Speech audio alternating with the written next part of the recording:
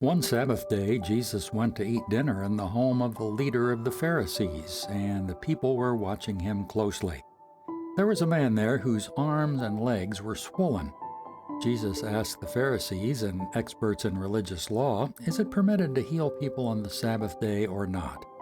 When they refused to answer, Jesus touched the sick man and healed him and sent him away.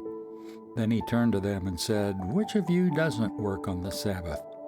If your son or your cow falls into a pit, don't you rush to get him out? Again, they could not answer. When Jesus noticed that all who had come to the dinner were trying to sit in the seats of honor near the head of the table, he gave them this advice. When you're invited to a wedding feast, don't sit in the seat of honor. What if someone who is more distinguished than you has also been invited? The host will come and say, give this person your seat. Then you will be embarrassed and you will have to take whatever seat is left at the foot of the table. Instead, take the lowest place at the foot of the table. Then when the host sees you, he will come and say, friend, we have a better place for you. Then you will be honored in front of all the other guests. For those who exalt themselves will be humbled, and those who humble themselves will be exalted.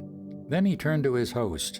When you put on a luncheon or a banquet, he said, don't invite your friends, brothers, relatives, and rich neighbors, for they will invite you back, and that will be your only reward. Instead, invite the poor, the crippled, the lame, and the blind.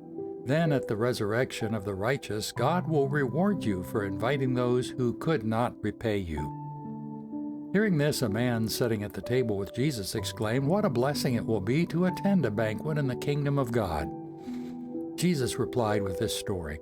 A man prepared a great feast and sent out many invitations.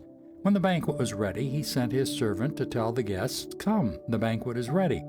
But they all began making excuses. One said, I have just bought a field and must inspect it. Please excuse me. Another said, I've just bought 5 pairs of oxen and I want to try them out. Please excuse me. Another said, I just got married, so I can't come. The servant returned and told his master what they had said. His master was furious and said, go quickly into the streets and alleys of the town and invite the poor, the crippled, the blind, and the lame. After the servant had done this, he reported, there's still room for more. So his master said, go out into the country lanes and behind the hedges and urge anyone you find to come, so that the house will be full. For none of those I first invited will get even the smallest taste of my banquet.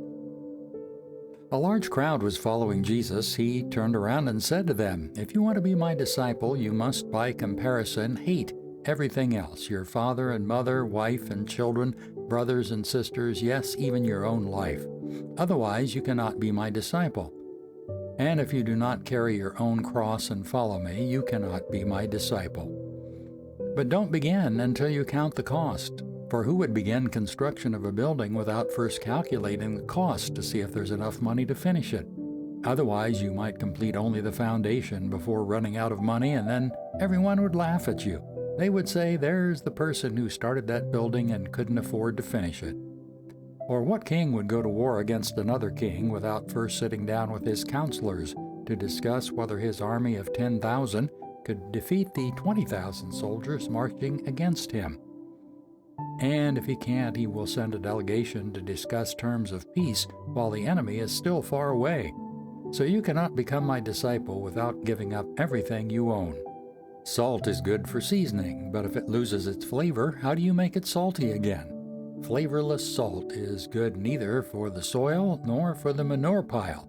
It is thrown away. Anyone with ears to hear should listen and understand.